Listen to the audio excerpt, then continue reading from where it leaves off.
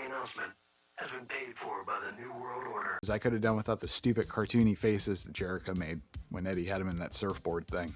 Yeah, it was a little over the top. Larry Zbyszko claims that Scott Steiner can bench press 9,000 pounds. True story. I'm sure it's pretty accurate. Conan does Conan things and then makes faces. God, the faces that he was making. Orale! So you're saying you want to take down the Four Horsemen tonight? He kept asking them that because they wouldn't answer. Right. More importantly, we don't know if they still have his helmet. Oh, he's done.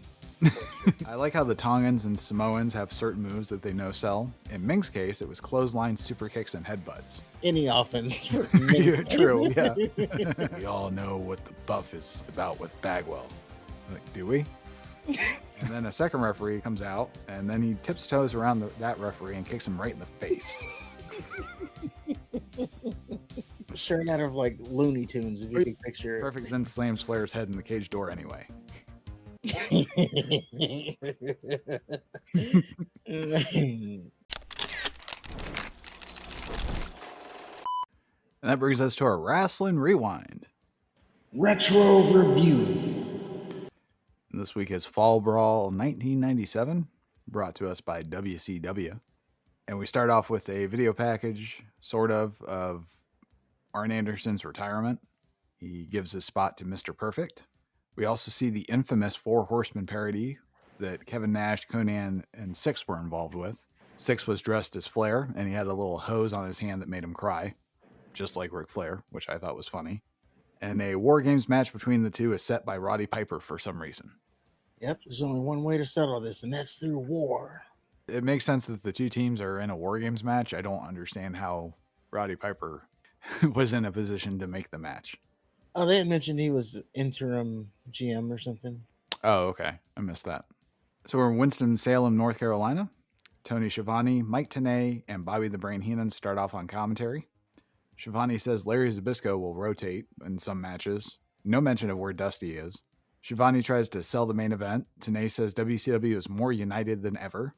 We also learn that this isn't just a random group of NWO guys against the Four Horsemen.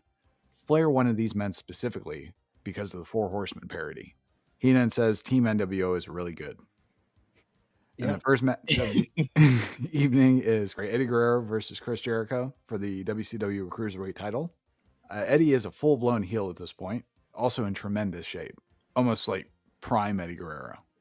They definitely found the weight room. And it starts off with Jericho just establishing he's the better wrestler. Eddie repeatedly tells the ref that Jericho keeps pulling his hair. Not a whole lot of shenanigans beyond that. They just had a really, really good match. Jericho hit Eddie with everything he had, including a double power bomb. Eddie kept fighting back, even used a rock bottom on Jericho. Lots of near falls, not just like big move after big move near falls. It was I got you near falls. Like somebody tried to throw a punch and then they countered it into a Mahi straw cradle, and there was a leg takedown, and that was turned into a roll up. It was just very fluid, believable near falls. It ended after Eddie countered a superplex into a crossbody, and he hit his frog splash for 1, 2, 3. And yeah, this is night and day from the first time we've seen Eddie. It's like something clicked in his head. It's actually night and day from the last time we saw him. Yeah, if I'm being honest, I thought I was watching the wrong pay-per-view, how much of a change it was. Right? I was like, did I do it again? Did I skip a year? I'm surprised that Eddie won clean for as evil as he was clearly trying to come off as. There's a lot of clean finishes. Yes. And the only critique I have with this match is I could have done without the stupid cartoony faces that Jericho made when Eddie had him in that surfboard thing. Even Heenan said he had bitter beer face. Yeah, it was a little over the top. My one note, outside of Eddie Guerrero being in phenomenal shape, Chris Jericho had his Break the Walls Down theme. Did yours have that too? Yes. That can't be WCW's music. Apparently it was. It can't be. I think that was a WWE edit. Really? Yeah. Okay. But see, that also led me to like, I'm watching the wrong pay-per-view. Right, yeah. Although it doesn't make sense because they've been playing his old theme song up to this. It's weird. Yeah. Well, Jeff Jarrett and a nerd took online fan questions in the internet position. It's kind of funny that Jarrett does that today. Yeah. And then we get Harlem Heat versus the Steiner brothers.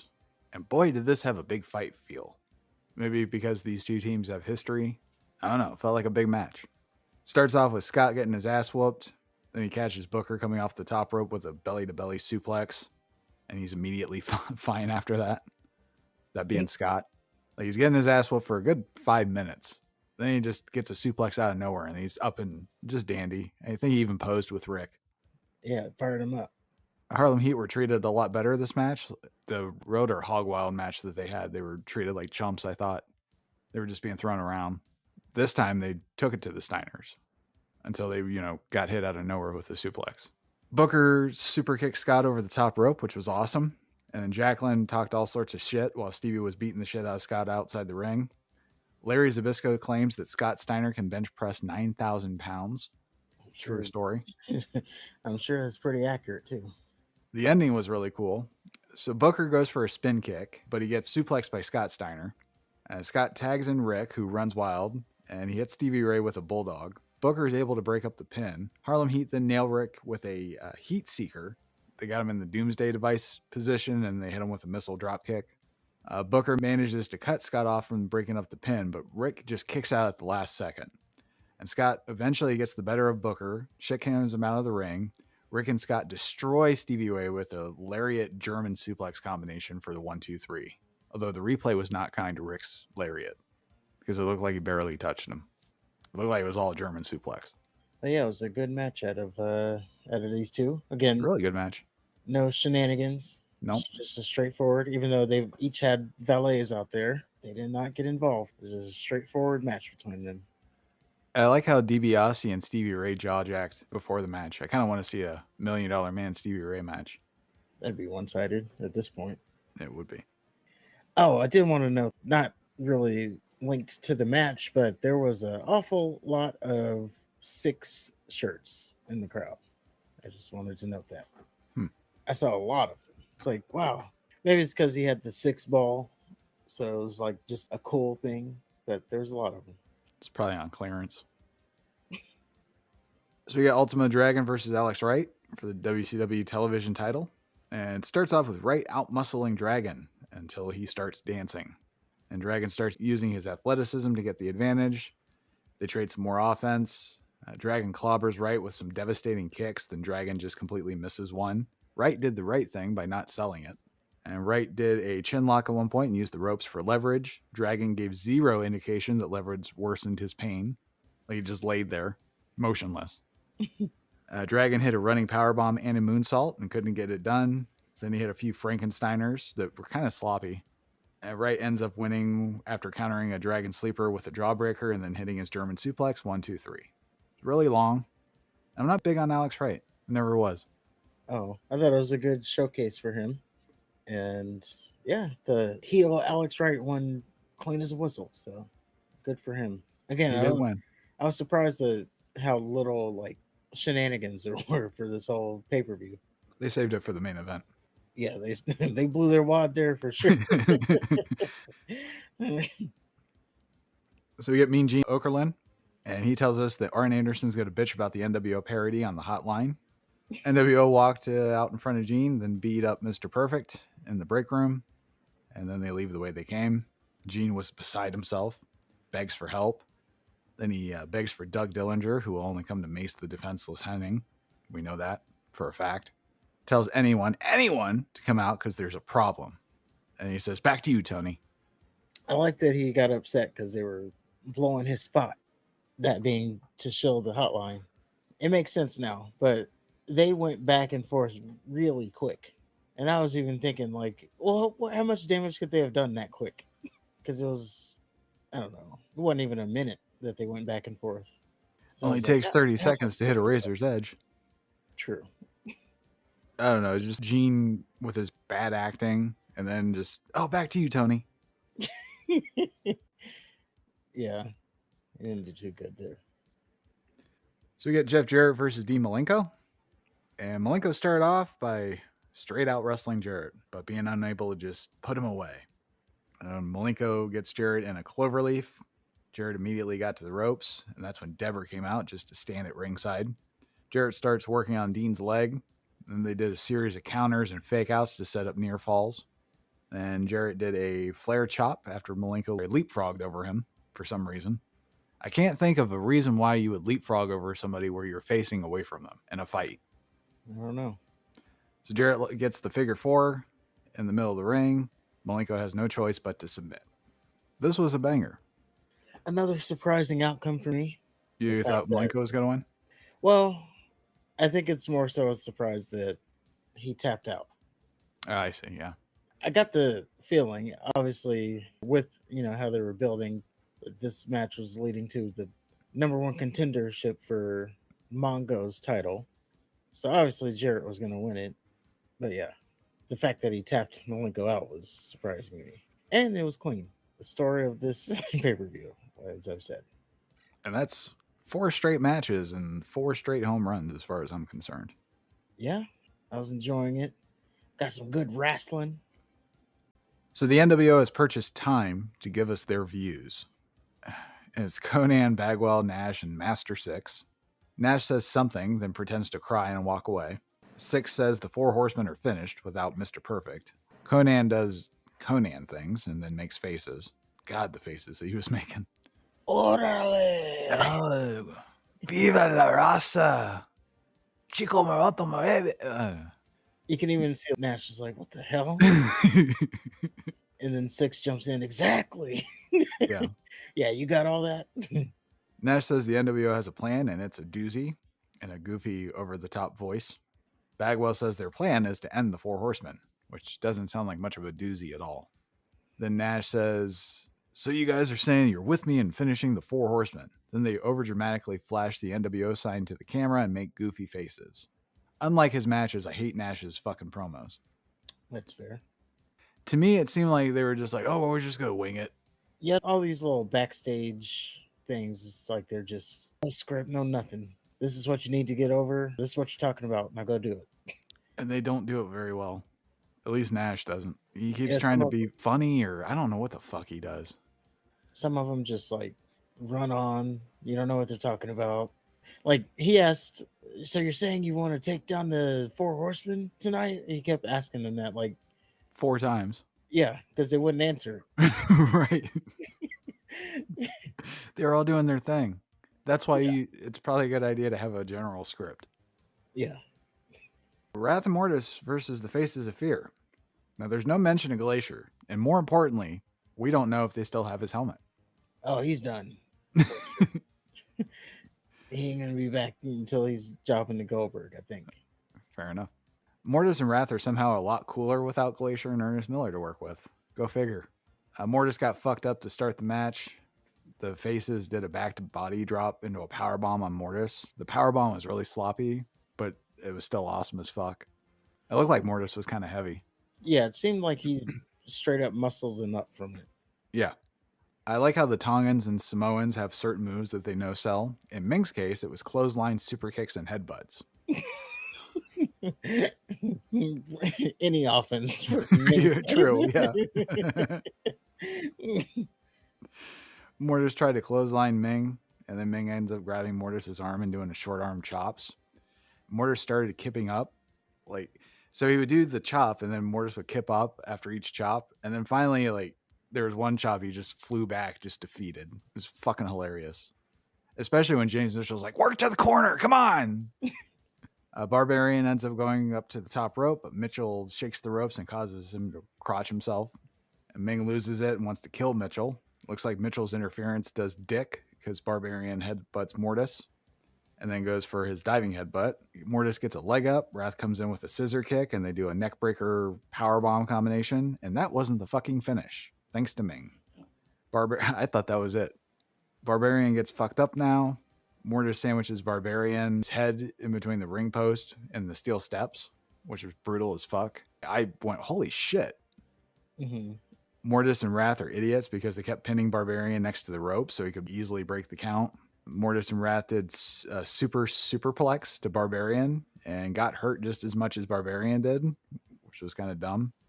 Yeah, apparently Wrath crotched him when he because he was holding his crotch. Okay. So I guess Wrath crotched him because they were in the Doomsday position.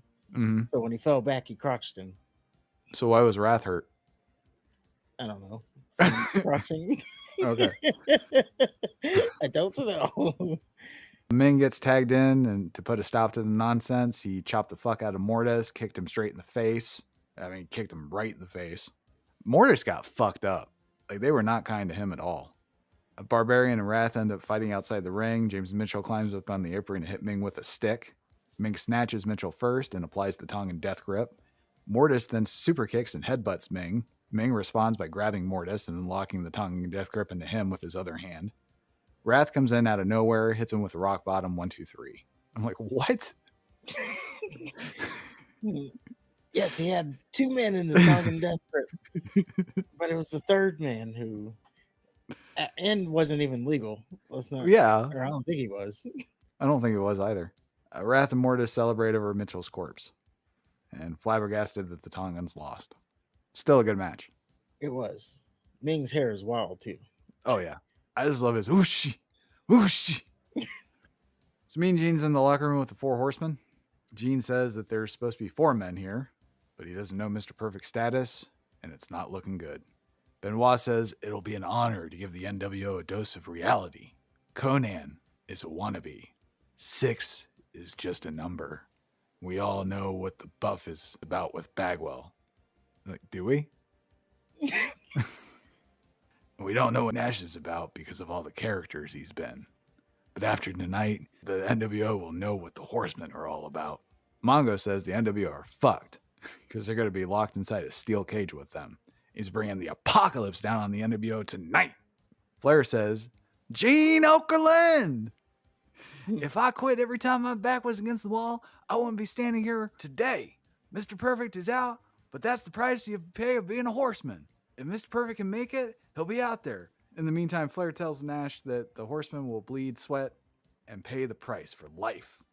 The best part was Flair was completely stoic until it was his turn. Of course, he turned it on. But yeah, nice little promo. And the best part is Gene didn't say one fucking thing about the hotline. He just didn't get time. They ran out of time. Scott Norton versus the Giant. This started off as a thing of beauty. These 2 fucking bears just collided. And it was crazy to me how Scott Norton looks like a normal human being next to the Giant. This looked like 2 normal men fighting because they're so big. And they ultimately just traded punches, and it was awesome. Giant got the better of Norton because he's bigger until Norton had enough and just punches Giant in the dick. And then Norton beats up on Giant for a while, hits a belly to back suplex, but it's only for a 2 count. Norton goes to berate the referee. Suddenly Giant, his chokeslam hand just sticks straight up. Then Giant grabs the middle rope and does a kip up. And Norton wasn't phased one bit. He's just watching like, what the hell? And Giant hits Norton with a super kick, a drop kick, and a choke slam. 1, 2, 3. Heenan called Scott Norton Ed Norton during the replay. And I love this match. I don't know. I was a little bit off on the ending. The fact That's that fair. Yeah. Norton is just watching him. The Giant's hand shoots up for, like, what was he reaching for? And then he kips up out of nowhere. And yeah, he's just watching, like, what are you doing? Then he just kips up. I wrote it down as basically the Giant hulks up and then match over. Well, I just like when he kipped up and Scott Norton just didn't miss a beat and just went over to hit him some more. It's like, okay, you kipped up. Good job. Which is good, though. You know, like, we haven't seen much athleticism out of the Giant. I still remember him, whatever the hell he did through that cage when he, like, pulled himself up and put his feet over. I remember that athleticism. Apparently, he used to do moonsaults. I'm sure he did. But yeah, it was 2 big men. I think it was only 5 minutes as far as the match. So, I mean, it didn't need to be a 20-minute classic. They just fought until 1 man was left standing. It was great. Yeah, the ending was kind of hokey. I'll give you that. Well, I just didn't like, how, I don't know. I just felt it kind of ended suddenly. Like, from the Hulk up, it was pretty much over at that point. Right, yeah. But yeah, outside of that, I did enjoy the match. I mean, I enjoyed it all the way through, but no, I see what you're saying. Thing to point out. It was eye rolly. I gotcha. DDP and Lex Luger versus the NWO. And this is Randy Savage and Scott Hall. And It's a no disqualification match, or at least that's what I have written down. I don't know if they actually build it as that. Yeah, I don't think they ever said it. Okay.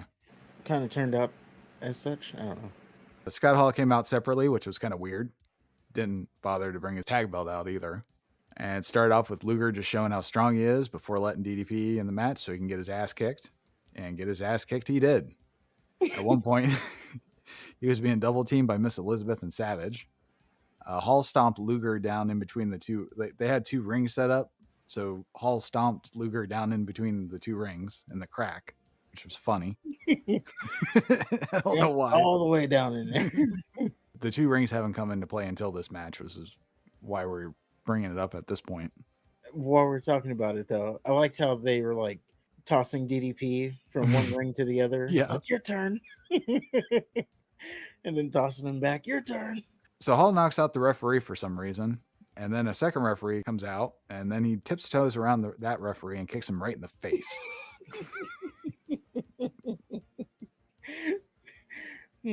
Shirt out of like Looney Tunes, if you can picture it.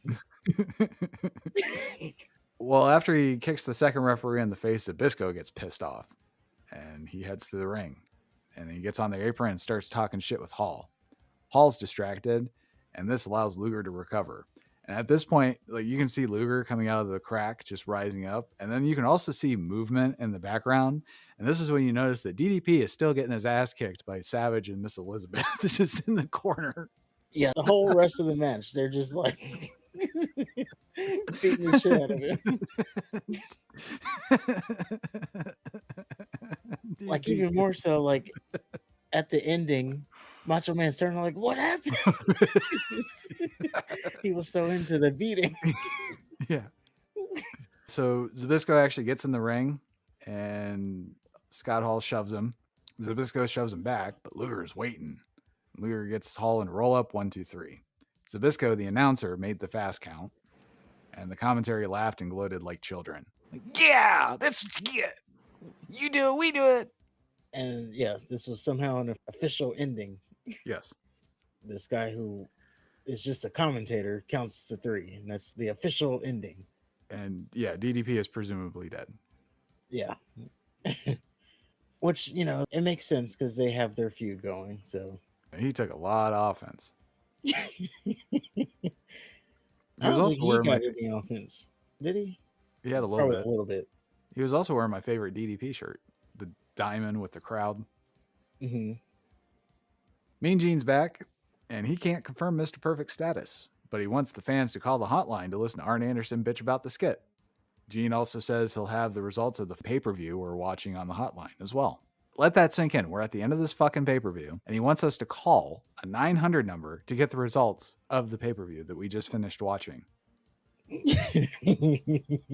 Gotta pimp it. Mean Gene then closes out with a Halloween Havoc commercial. I'll be honest with you, I didn't pay too much attention to it. There's nothing to it. It was just the Macho Man doing Slim Jim commercial.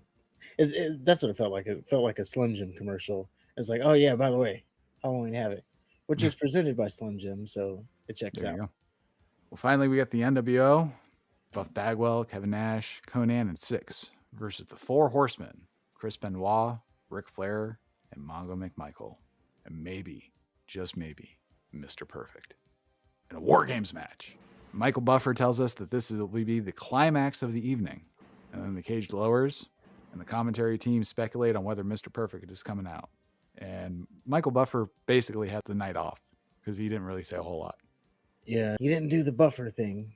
He was just like, the NWO, and it's these people. And then Right. it's the Four Horsemen, and it's these people. And he announced Mr. Perfect anyway, even though he was never there. He did. Yeah, never indicate that the Horsemen were down a man. Yeah. And then he laid out the rules of the match. He did talk for a while with that, though. 5 minutes starts at 2 minutes before they're going to do a coin toss. Which we never saw. Yeah, they did it, but we never saw the actual coin toss. So the NWO won it, of course. I'm sure that was completely natural, authentic. They won it too, because you never saw the coin. So you saw them flip it, but they didn't show like a close up of the coin toss itself. They needed Kurt Hennig to be last. Right. So the NWO had to be first. So they had to win the coin toss. And yeah, and then the rest of the rules were just every 2 minutes they would alternate after that coin toss. They would alternate, and then once all the men are in the ring, the finish can only come by surrender or submission. Surrender or submission. Benoit and Bagwell start the match. Then Conan came out to beat on Benoit with Bagwell. Then Mongo comes out to even it out. Six enters the match with his ponytail. Just before Flair goes in last, Mr. Perfect comes out in a sling. Mr. Perfect and Flair talk at ringside, and the clock ticks away. Flair ends up going in and runs wild with weird punches and chops. Nash comes in last and runs wild. The clock counts to 0 for the final time, and Mr. Perfect bravely enters the cage in a fucking sling. Yeah. It turns out Mr. Perfect wasn't hurt at all. His sling contained 2 pairs of handcuffs, which he used to clobber Mongo with immediately. Perfect then tosses a set of cuffs to Nash before clubbing Benoit with his set. Flair gets jumped by Perfect 6 and Bagwell. Conan handcuffs Benoit to the cage. Nash cuffs Mongo to the top of the cage. They both were handcuffed to the top of the cage. Then Flair gets destroyed some more. Mr. Perfect takes off the Horseman shirt and rips it. Nash grabs a mic and asks each horseman if they give up. They all say no, only prolonging the ass beating. Benoit tries to rip his way free from the cage. Flair gets powerbombed. They ask Benoit and Mongo to surrender again. They say no. Then they drag Flair so his head is sticking out of the cage door. Nash tells Mongo and Benoit to give up, or they're slamming the cage door on Flair's head. Mongo says, "Stop it. You gotta stop it." And I guess this is taken literally, so the match ends. Perfect then slams Flair's head in the cage door anyway.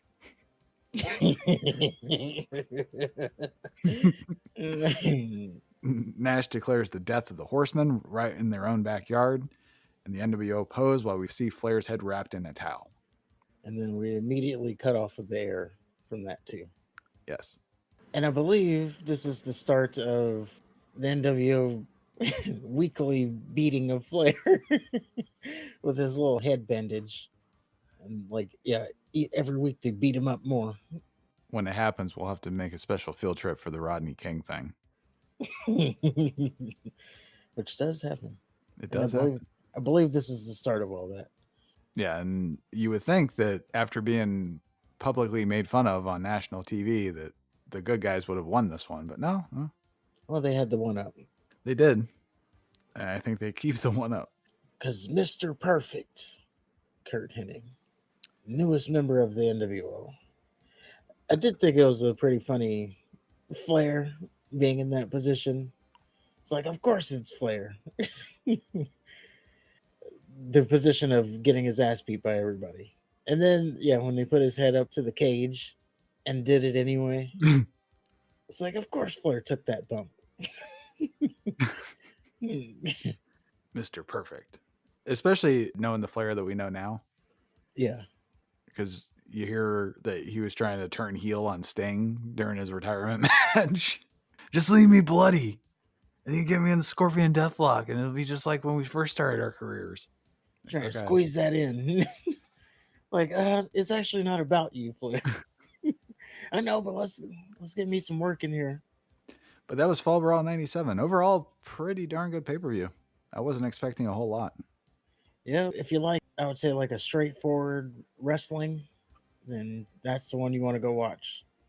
Which WCW is usually straightforward wrestling till you get to the main event. To the NWO stuff. Yeah. Like the NWO has to have the shenanigans. Everybody else is just straightforward. Well, it makes sense because those are all former WWF people. Yeah. Like why is Hall knocking out the referees for no reason? I was actually thinking during the match, Savage, since he's joined the NWO, he's been pretty brutal to the refs. In fact, in all his matches, a ref has gotten knocked down or pile driven. How ridiculous. He's pile driving referees.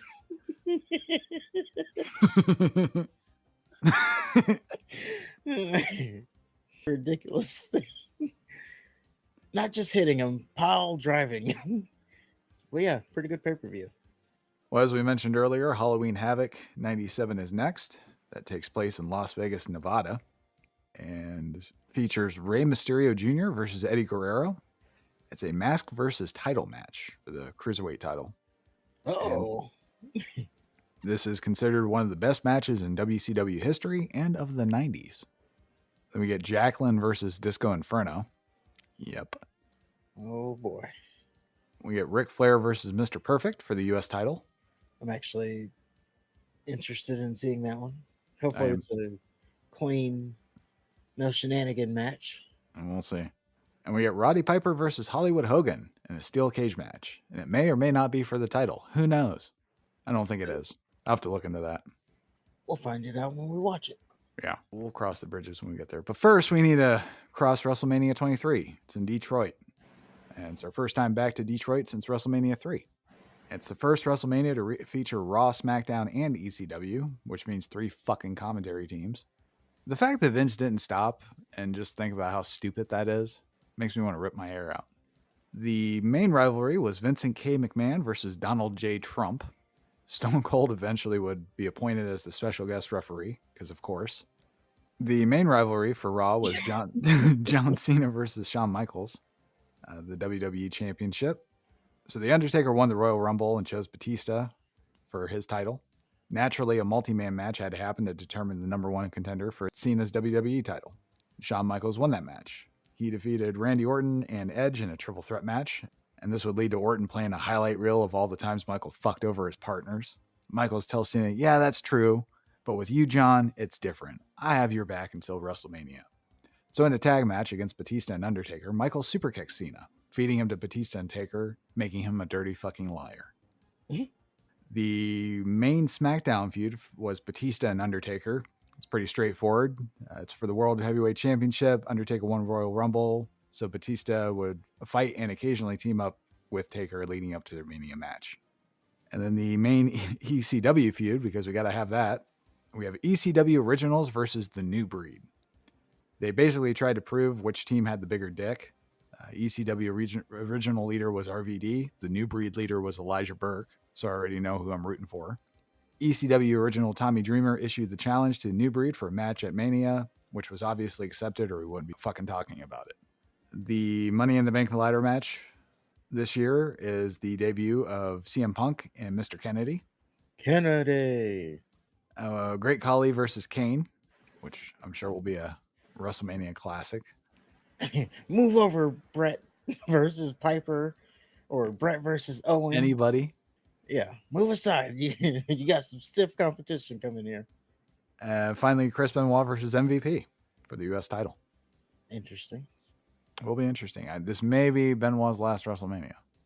I know we're getting there. Well, I would say so. And yeah, this WrestleMania will be a new watch for me. I have not watched this one. I don't think I have either.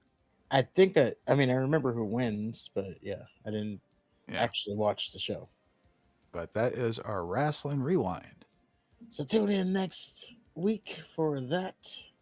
But on that note, if you agree with anything, let us know in the comments. If you disagree with anything, let us know in the comments. Hit the like button, hit the subscribe button, follow us on all the social medias, wherever you get your podcasts. And is there anything else? Just have a good night. And until next time, Top Guys out.